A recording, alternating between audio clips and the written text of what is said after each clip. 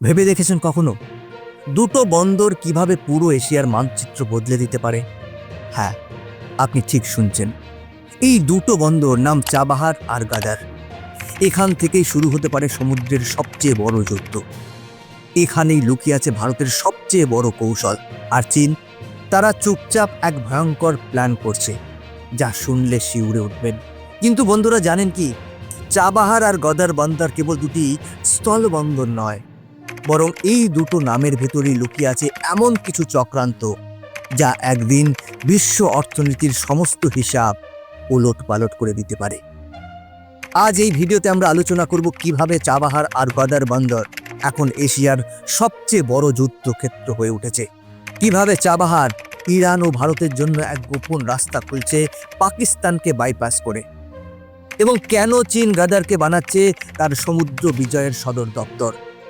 আর শেষে জানবো কিভাবে এই পুরো গেম চেঞ্জার খেলায় ভারত নিজের জায়গা করে নিচ্ছে, সামরিক আর কূটনৈতিকভাবে।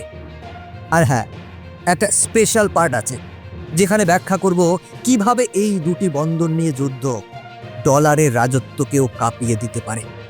বন্ধুরা, সবটা জানতে পারবেন আজকের এই ভিডিও থেকে। একদম শেষে এমন কিছু ফ্যাক্ট জানাবো যা হয়তো আগে কখনো আপনি জানেননি, তাই সাথে থাকুন। নমস্কার, আমি গৌতম আছি আপনাদের সাথে। তাহলে চলুন দেরি না করে ভিডিওটি শুরু করা যাক। বন্ধুরা, ভাবুন একবার, ইরানের দক্ষিণ পূর্বের এক ছোট্ট বন্দর চাবাহার, যার চারপাশে ওমান সাগরের নীল জল। অথচ এই ছোট্ট বন্দরই ভারতের জন্য হয়ে উঠতে পারে পশ্চিম এশিয়ার প্রবেশদ্বার। চাবাহারের অবস্থান ইরানের বেলুচিস্তানে। এর চারপাশে পাহাড় আর মরুভূমি, কিন্তু এই নির্জন অঞ্চলের মধ্যেই লুকিয়ে আছে ভারতের এক বিরাট কৌশল। কেন জানেন? কারণ ভারতের একটাই লক্ষ্য, পাকিস্তানকে বাইপাস করা। পাকিস্তানের ভেতর দিয়ে ভারতের পণ্য আফগানিস্তান বা মধ্য এশিয়া যেতে গেলেই রাজনৈতিক ঝামেলা শুরু হয়। পাকিস্তান প্রায় ভারতীয় পণ্য আটকে দেয়। এই কারণে চাবাহার ভারতের জন্য গোপন রাস্তা। ভারত চাবাহারে ফেস 1-এ সৈয়দ বেহেশতি টার্মিনাল বানিয়েছে, যেখানে বছরে 8 মিলিয়ন টন কন্টেনার হ্যান্ডলিং ক্ষমতা। এই পর্যন্ত খরচ হয়েছে $85 মিলিয়ন। কিন্তু আপনাদের জানাই, চাবাহারে ভারতের পুরো প্রকল্প এখনো কিন্তু শেষ হয়নি। এর জন্য আরও প্রায় $50 কোটি বেশি খরচ হতে পারে। আরও বড় খবর, মে 2024-এ ভারত ইরান সই করেছে 10 বছরের লিজ এগ্রিমেন্ট। এর মাধ্যমে চাবাহারের অপারেশনাল ভার ভারত পেয়েছে। অর্থাৎ চাবাহার এখন এক প্রকার ভারতের কৌশলগত ঘাঁটি। কিন্তু এর মধ্যেই এক জটিলতা, আমেরিকার নিষেধাজ্ঞা। কারণ ইরানের সঙ্গে ব্যবসা মানেই যুক্তরাষ্ট্রের চোখ রাঙানি। ভারতের উপরও অনেক চাপ পড়ছে। কিন্তু ভারত বুঝে গিয়েছে, এই বন্দর না পেলে পাকিস্তান চীনের সামনে দাঁড়ানো যাবে না। আরও চমকপ্রদ তথ্য, চাবাহারের মাটিতে এখন ইন্ডিয়া বেল্ট ক্রেন ব্যবহার হচ্ছে। এগুলো ভারতে তৈরি। এই ক্রেনগুলো এতই শক্তিশালী যে একসাথে 5 থেকে 6টি কন্টেনার তুলতে পারে। ভারতের নিজস্ব শিল্প শক্তির পরিচয় এই প্রকল্প।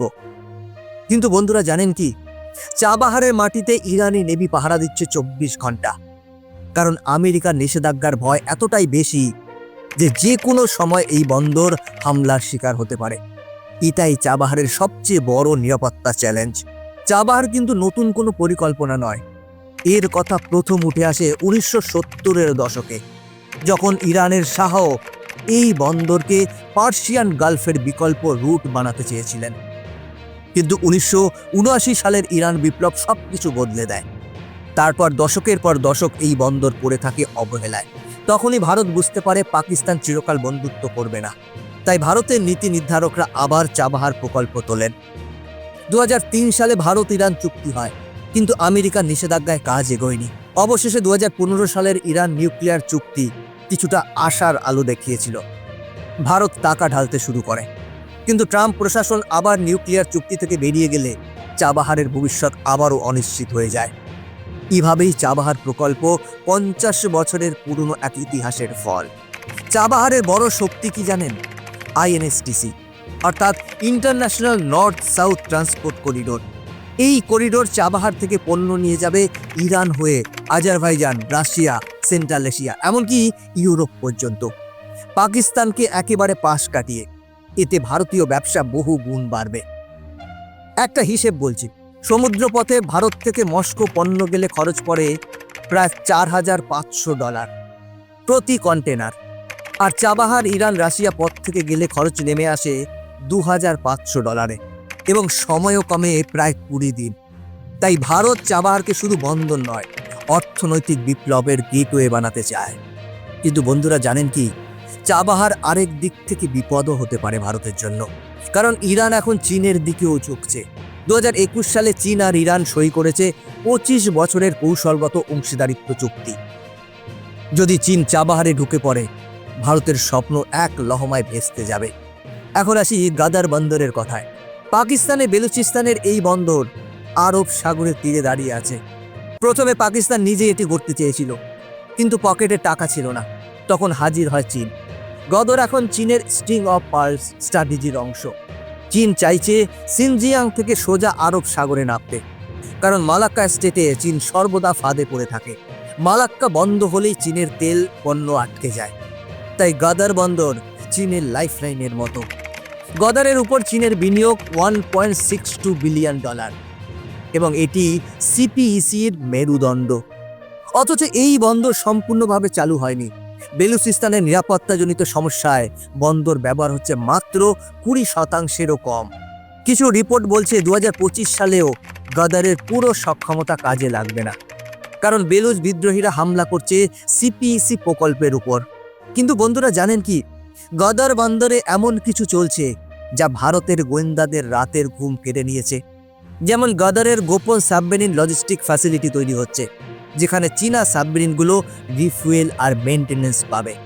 ভারত জানে একবার এই ঘাঁটি তৈরি হলে পুরো ভারত মহাসাগর চীনের নজরদারিতে চলে আসবে। গাদার আসলে ইতিহাসের এক বিরাট নাটক। 1958 সাল পর্যন্ত গাদার ছিল ওমানের অংশ। হ্যাঁ, পাকিস্তানের নয়। পাকিস্তান ওমানের কাছ থেকে $3 মিলিয়ন গাদার কিনে নেয়। তখনও কেউ জানতো না এই বন্দর একদিন পৃথিবীর সবচেয়ে বড় সামুদ্রিক ষড়যন্ত্রের কেন্দ্র হয়ে উঠবে। 1970-এর দশকে পাকিস্তান প্রথম গাদার বন্দরের স্বপ্ন দেখে, কিন্তু চীনের তখনও তেমন আগ্রহ ছিল না। কিন্তু মালাক্কা স্টেট নিয়ে চীনের টেনশন শুরু হওয়ার পরই চীন লাফিয়ে পড়ে গাদার বন্দরের দিকে। আরও একটি বড় আতঙ্ক আছে।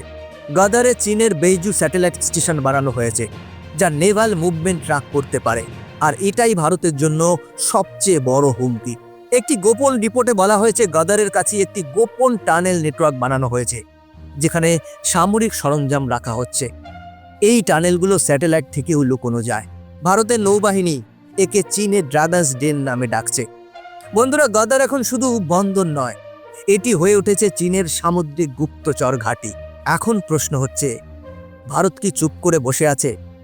তাহলে বন্ধুরা আপনাদের জানিয়ে দিই, না, ভারতও কিন্তু চুপচাপ বসে নেই। ভারত চায় চাবাহারকে গাদারের কাউন্টার মুভ হিসেবে দাঁড় করাতে। ভারতের স্বপ্ন চাবাহার থেকে আফগানিস্তান, সেন্ট্রাল এশিয়া, ইউরোপ পর্যন্ত করিডোর, যা পাকিস্তানকে পুরোপুরি বাইপাস করবে। অন্যদিকে চীন গড়ছে China Pakistan economic corridor, Xinjiang থেকে গাদার, সেখান থেকে মধ্যপ্রাচ্য আর আফ্রিকায় তেল আর পণ্য। এই কারণে ভারত চায় চাবাহারকে কৌশলগত নৌঘাঁটি হিসেবে গড়তে, কারণ একটাই আতঙ্ক, যদি চীনের যুদ্ধজাহাজ গাদারে নোঙর করে, তাহলে ভারত মহাসাগরের নিরাপত্তা ঝুঁকির মুখে পড়বে। ভারতের নৌবাহিনী ইতিমধ্যেই INS Kolkata, INS Chennai, P-81 surveillance aircraft পাঠিয়েছে গাদারের কাছাকাছি। এই সার্ভিলেন্স এয়ারক্রাফট এমন প্রযুক্তি নিয়ে কাজ করে যা 600 কিলোমিটার দূর থেকেও সাবমেরিনের শব্দ শুনতে পায়। বন্ধুরা, এই বন্দর যুদ্ধ কেবল ভূ রাজনীতি নয়, এটি বিশাল অর্থনৈতিক যুদ্ধ। চাবাহার এখন আফগানিস্তান পুনর্গঠন প্রকল্পের অংশ। Central Asia gas pipeline, INSTC সব চাবাহারের মাধ্যমে হচ্ছে। অন্যদিকে গাদার চীনের বেল্ট অ্যান্ড রোড ইনিশিয়েটিভের স্পাইন। চীনের লক্ষ্য ভারত মহাসাগরের উপর প্রভাব বাড়ানো। একদিকে ভারত চাবাহার রাশিয়ার করিডোর, আরেকদিকে চীন গাদার মধ্যপ্রাচ্য করিডোর। কি যেন সাপ নেউল যুদ্ধ। আর এর মাধ্যমেই আমেরিকাও চায় ভারত যেন চীন নির্ভরতা কমায়। কিন্তু ইরান আমেরিকার টেনশন সবকিছু জটিল করে তুলছে। সবচেয়ে বড় প্রশ্ন, এই সমুদ্র যুদ্ধের শেষ কোথায়? ভারত কি পারবে চাবাহার দিয়ে চীনের গাদার প্রভাব থামাতে? আর যদি না পারে, তাহলে ভারত মহাসাগর কি চীনের হাতে চলে যাবে? আর সবচেয়ে বড় কথা, এই বন্দর যুদ্ধ কি ডলারের রাজত্বেরও শেষের শুরু? কারণ যদি চাবাহার বা গাদার যুদ্ধের ফলে মধ্যপ্রাচ্যে তেল সরবরাহ অন্যদিকে ঘুরে যায় বা নতুন কারেন্সিতে ট্রেড শুরু হয়, তাহলে ডলারের হার্টবিট থামতে বেশি দেরি হবে না। সেই দিন হয়তো অনেক দূরে নয়, যেদিন স্ট্রেট অফ হরমুজের মতো এই বন্দরগুলো ডলারের শেষের ঘন্টা বাজিয়ে দেবে। আপনার কি মনে হয়, এই সমুদ্র যুদ্ধের ফলে মার্কিন দাদাগিরি কি কমবে? মার্কিন অর্থনীতি কি ভেঙে পড়বে? এই সমুদ্র যুদ্ধ শেষমেশ কোন দিকে মন নেবে? আপনার মতামত কমেন্ট করে জানাবেন। বন্ধুরা, আজকের ভিডিও এখানেই শেষ করছি। এরকমই ইনফরমেটিভ ভিডিও দেখার জন্য চ্যানেলটিকে সাবস্ক্রাইব করে বেল আইকনটি প্রেস করে রাখুন। দেখা হচ্ছে পরবর্তী ভিডিওতে। ভালো থাকবেন, সাথে থাকবেন।